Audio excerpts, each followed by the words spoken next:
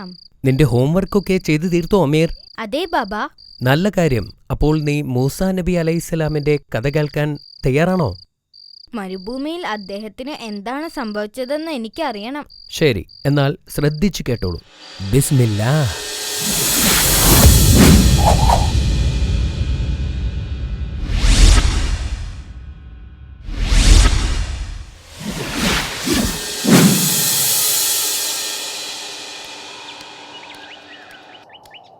മൂസാ നബി അലൈഹിസ്സലാം മരുഭൂമിയിൽ ദിവസങ്ങളോളം അലഞ്ഞു തിരിഞ്ഞു.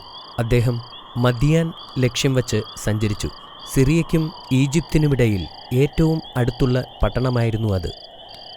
മരുഭൂമിയിൽ അദ്ദേഹത്തിന് കൂടെയുണ്ടായിരുന്നത് അള്ളാഹുവും അവനോടുള്ള ഭക്തിയും മാത്രമായിരുന്നു.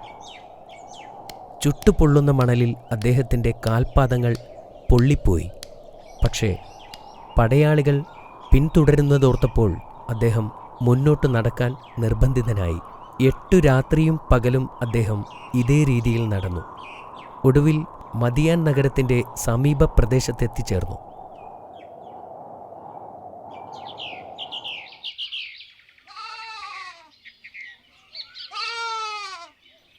കുറേ ദൂരം നടന്നതിന് ശേഷം നഗരത്തിന് പുറത്തായി ഒരു നീരുറവയുടെ അടുത്തെത്തി. അവിടെ എത്തിയ ഉടൻ തന്നെ അദ്ദേഹം ഒരു മരത്തിൻ്റെ കീഴിലായി വിശ്രമിച്ചു.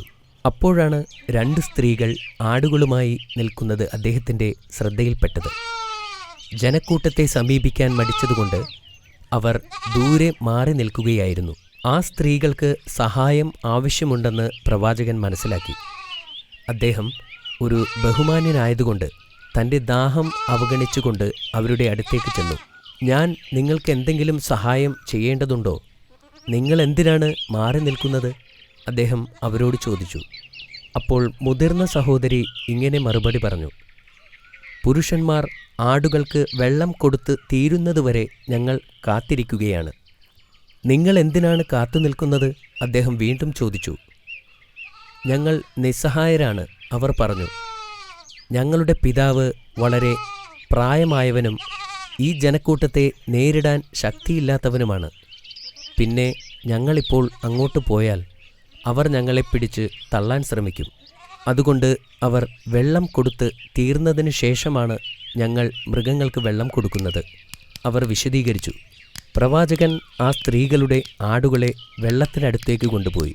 പ്രവാചകൻ വെള്ളത്തിനടുത്തെത്തിയപ്പോൾ ആ ഇടയന്മാർ ഒരു വലിയ പാറ വച്ച് ആ കിണർ മൂടിയിരുന്നു. പ്രവാചകൻ ആ പാറയെ ഒരു കൈ ഉപയോഗിച്ച് ഉയർത്തി മാറ്റി. പ്രവാചകൻ കല്ലുയർത്തുന്നത് കണ്ടപ്പോൾ അവിടെ നിന്നിരുന്ന ജനങ്ങൾ അത്ഭുതപ്പെട്ടു. എന്നിട്ട് മൃഗങ്ങളെ വെള്ളം കുടിക്കാൻ അനുവദിച്ചു. പിന്നീട് അദ്ദേഹം തിരിച്ച് ആ മരത്തണലിലേക്ക് പോയിരുന്നു. അപ്പോഴാണ് അദ്ദേഹം താൻ വെള്ളം കുടിക്കാൻ മറന്നുവെന്ന് തിരിച്ചറിഞ്ഞത്. എൻ്റെ നാഥ, അദ്ദേഹം പ്രാർത്ഥിച്ചു, അങ്ങ് എനിക്ക് നൽകുന്ന പ്രതിഫലം എന്തായാലും അതിപ്പോൾ എനിക്ക് ആവശ്യമാണെന്ന് എനിക്ക് ഉറപ്പുണ്ട്. പതിവിലും നേരത്തെ തൻ്റെ മക്കൾ വീട്ടിലെത്തിയപ്പോൾ ആ പിതാവ് അത്ഭുതപ്പെട്ടു. തുടർന്ന് അവിടെ സംഭവിച്ചതെന്താണെന്നും അവർ നേരത്തെ വീട്ടിലെത്താനുള്ള കാരണവും ആ പെൺകുട്ടികൾ വിശദീകരിച്ചു. ഇത് കേട്ടപ്പോൾ അവരുടെ പിതാവ് അപരിചിതനോട് നന്ദി പറയാൻ ആഗ്രഹിച്ചു. അങ്ങനെ മൂസാ നബിയെ വീട്ടിലേക്ക് ക്ഷണിക്കാൻ അദ്ദേഹം തൻ്റെ പെൺമക്കളിൽ ഒരാളെ അയച്ചു. ഒരു മകൾ നബിയുടെ അടുത്ത് മടങ്ങിച്ചെന്ന്, എൻ്റെ പിതാവ് ഞങ്ങളുടെ ഭവനത്തിലേക്ക് നിങ്ങളെ ക്ഷണിക്കുന്നു എന്ന് പറഞ്ഞു. അദ്ദേഹം ക്ഷണം സ്വീകരിക്കുകയും ആ പെൺകുട്ടിയോടൊപ്പം അവളുടെ പിതാവിൻ്റെ അടുത്തേക്ക് പോവുകയും ചെയ്തു. അവർ വീട്ടിലെത്തിയപ്പോൾ നബി തന്നെ സ്വയം പരിചയപ്പെടുത്തുകയും അദ്ദേഹത്തിൻ്റെ ജീവിതകഥ അവരോട് പറയുകയും ചെയ്തു. പിന്നീട് അദ്ദേഹം ഈജിപ്തിൽ നിന്നും ഓടിപ്പോരാനുണ്ടായ കാര്യവും അവരോട് പറഞ്ഞു. അയ്യൂബ് നബി മൂസാ നബിയെ ആശ്വസിപ്പിച്ചുകൊണ്ട് പറഞ്ഞു, നിങ്ങൾ അക്രമികളിൽ നിന്നും രക്ഷപ്പെട്ടതിന് അള്ളാഹുവിനോട് നന്ദിയുള്ളവനായിരിക്കുക. ഇപ്പോൾ നിങ്ങൾ ആരെയും ഭയപ്പെടേണ്ടതില്ല. പ്രവാചകന്റെ സൗമ്യഭാവവും പെരുമാറ്റവും ആ പിതാവിനും മക്കൾക്കും ഇഷ്ടപ്പെട്ടു. കുറച്ചു ദിവസത്തേക്ക് അവരോടൊപ്പം താമസിക്കാൻ അവർ അദ്ദേഹത്തെ ക്ഷണിച്ചു.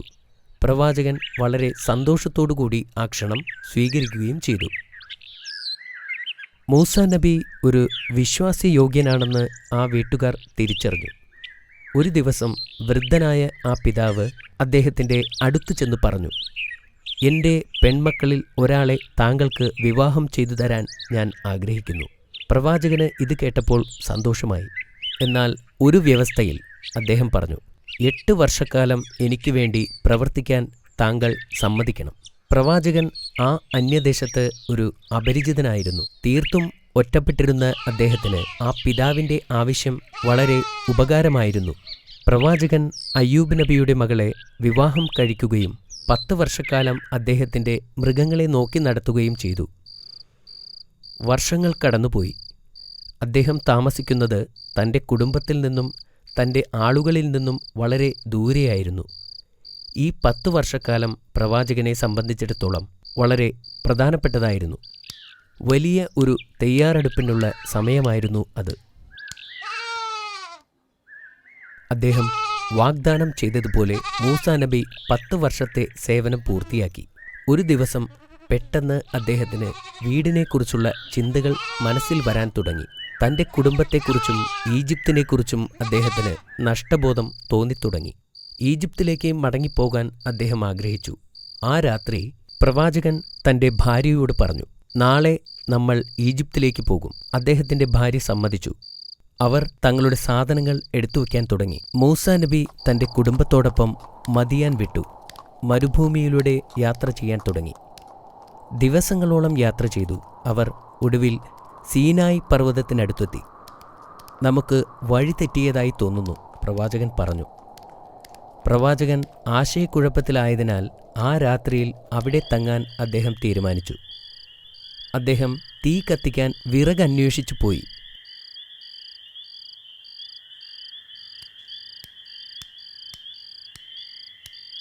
അദ്ദേഹം വിറകന്വേഷിച്ച് ദൂർ മലയുടെ മുകളിലെത്തി. നടന്നു പോകുമ്പോൾ മലമുകളിൽ തീ കത്തിക്കൊണ്ടിരിക്കുന്നത് അദ്ദേഹത്തിൻ്റെ ശ്രദ്ധയിൽപ്പെട്ടു. മൂസാ നബി അലൈഹിസ്സലാം ആ തീയുടെ നേരെ നടന്നു. അപ്പോൾ അദ്ദേഹം ഒരു ശബ്ദം കേട്ടു. ഓ മൂസ, ഞാൻ പ്രപഞ്ചനാഥനായ അള്ളാഹുവാകുന്നു. ആ ശബ്ദം പറഞ്ഞു. അള്ളാഹു തന്നോട് സംസാരിക്കുകയാണെന്ന് പ്രവാചകന് ബോധ്യമായി. അദ്ദേഹം തീയുടെ അടുത്തേക്ക് നടന്നു. പിന്നീട് അള്ളാഹു അദ്ദേഹത്തോട് ആ പുണ്യഭൂമിയിൽ നിൽക്കുമ്പോൾ കാലിലെ ചെരുപ്പ് അഴിച്ചു മാറ്റുവാനായി ആവശ്യപ്പെട്ടു. ഒരു പ്രത്യേക ദൗത്യത്തിനായി അദ്ദേഹത്തെ തിരഞ്ഞെടുക്കപ്പെട്ടു എന്ന് അള്ളാഹു വെളിപ്പെടുത്തി. അവൻ്റെ നിർദ്ദേശങ്ങൾ അനുസരിക്കാൻ അദ്ദേഹത്തോട് ആവശ്യപ്പെട്ടു. നിന്റെ വലതു കൈയിൽ എന്താണ്? അള്ളാഹു ചോദിച്ചു.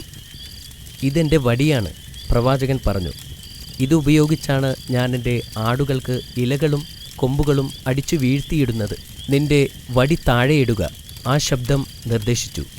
ഉടനെ പ്രവാചകൻ അള്ളാഹു പറഞ്ഞതുപോലെ ആ വടി താഴെയിട്ടു. അത് പെട്ടെന്ന് ഒരു പാമ്പായി മാറി. അത് കണ്ട് മൂസാ നബി അലൈഹിസ്സലാം പേടിച്ച് ഓടാൻ തുടങ്ങി. പക്ഷേ ആ ശബ്ദം വീണ്ടും പറഞ്ഞു, ഭയപ്പെടാതെ നിങ്ങൾ വടിയെടുക്കുക, നാം അതിനെ പഴയ രൂപത്തിൽ തിരിച്ചു നൽകാം. പ്രവാചകൻ പാമ്പിനെ ഭയപ്പെട്ടു. എങ്കിലും അദ്ദേഹം ആ ശബ്ദത്തെ വിശ്വസിക്കുകയും പാമ്പിനെ പിടിക്കാനായി കൈ അതിൻ്റെ ദേഹത്ത് വയ്ക്കുകയും ചെയ്തു. ഉടൻ തന്നെ അത് തൻ്റെ പഴയ വടിയായി മാറി. സത്യത്തിൽ അദ്ദേഹം അള്ളാഹുവുമായി സംസാരിക്കുകയാണെന്ന് തിരിച്ചറിവുണ്ടായപ്പോൾ അദ്ദേഹത്തിൻ്റെ ഭയം കുറയുകയും സമാധാനമുണ്ടാവുകയും ചെയ്തു. അടുത്തതായി അള്ളാഹു അദ്ദേഹത്തോട് തൻ്റെ കൈകൾ കുപ്പായത്തിനുള്ളിൽ വയ്ക്കാൻ പറഞ്ഞു. പ്രവാചകൻ അള്ളാഹുവിൻ്റെ നിർദ്ദേശമനുസരിക്കുകയും പിന്നീട് കൈകൾ പുറത്തെടുത്തപ്പോൾ അത് മനോഹരമായി തിളങ്ങുന്നുമുണ്ടായിരുന്നു. പിന്നീട് അള്ളാഹു പ്രവാചകനോട് ഈജിപ്തിലേക്ക് പോകാനും ഫിർഔനെ കാണാനും കൽപ്പിച്ചു. ഫിർഔൻ ഒരു അഹങ്കാരിയായി മാറിയെന്നും അയാൾ ഇസ്രായേലുകാരെ അടിച്ചമർത്തുകയാണെന്നും അള്ളാഹു പ്രവാചകനോട് പറഞ്ഞു. അദ്ദേഹം ഈജിപ്തിൽ തിരിച്ചെത്തിയാൽ തന്നെ ബന്ദിയാക്കുമെന്ന് മൂസാ നബി ഭയപ്പെട്ടു. അദ്ദേഹം പറഞ്ഞു, ഓ അല്ലാഹ്, അവരിൽ ഒരാളെ ഞാൻ കൊന്നുപോയിട്ടുണ്ട്. അതിനാൽ അവർ എന്നെ കൊല്ലുമെന്ന് ഞാൻ ഭയപ്പെടുന്നു. അപ്പോൾ അള്ളാഹു അദ്ദേഹത്തെ ആശ്വസിപ്പിച്ചുകൊണ്ട് പറഞ്ഞു, സത്യത്തിൻ്റെ പാത അവർക്ക് കാണിച്ചു കൊടുക്കുക. നിന്റെ സഹോദരനായ ഹാറൂനിനെ സഹായത്തിനായി കൂടെ കൂട്ടുക. അവർക്ക് നിങ്ങളെ ഉപദ്രവിക്കാൻ കഴിയില്ല. അള്ളാഹു സുബ്ഹാനഹു വ തആല പ്രവാചകന്റെ സുരക്ഷയെക്കുറിച്ച് അദ്ദേഹത്തിന് ഉറപ്പു നൽകി. അടുത്ത ദിവസം പ്രവാചകൻ ഈജിപ്തിലേക്ക് ശരിയായ ദിശയിൽ നീങ്ങി. പിന്നീട് എന്ത് സംഭവിച്ചു? അത് ഞാൻ നാളെ പറഞ്ഞു തരാം. മാഷാ അല്ലാ, ഇത് വളരെ നല്ല കഥയായിരുന്നു. നീ ഇപ്പോൾ ചോദ്യങ്ങൾക്കായി റെഡിയാണോ? യെസ് ബാബ. പ്രവാചകൻ ഈജിപ്തിൽ നിന്ന് രക്ഷപ്പെട്ടത് എന്തിനാണെന്ന് പറയൂ. പ്രവാചകന്റെ കൈകൊണ്ട് ഒരു ഈജിപ്ഷ്യൻ കൊല്ലപ്പെട്ടു. അതിനാലാണ് അദ്ദേഹം ഓടിപ്പോയത്. അത് ശരിയാണ്. നബി മദിയാനിൽ താമസിക്കാൻ ഒരു സ്ഥലം കണ്ടെത്തിയതെങ്ങനെ? മദിയാനിലെ ഒരു വൃദ്ധന്റെ 2 പെൺമക്കളെ വെള്ളം കൊണ്ടുവരാൻ പ്രവാചകൻ സഹായിച്ചു.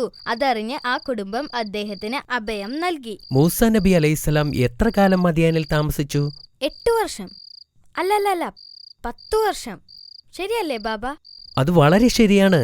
പ്രവാചകൻ കണ്ടെത്തിയ തീ കത്തിക്കൊണ്ടിരുന്ന മലയുടെ പേരെന്താണെന്ന് നിനക്കറിയാമോ? അത് ദൂർ പർവ്വതമല്ലേ? മാഷാ അല്ലാ, ഉത്തരങ്ങളെല്ലാം ശരിയാണ് മോനെ. നാളെ രാവിലെ നമുക്ക് വീണ്ടും കാണാം. Good night. ഗുഡ് നൈറ്റ് ബാബ.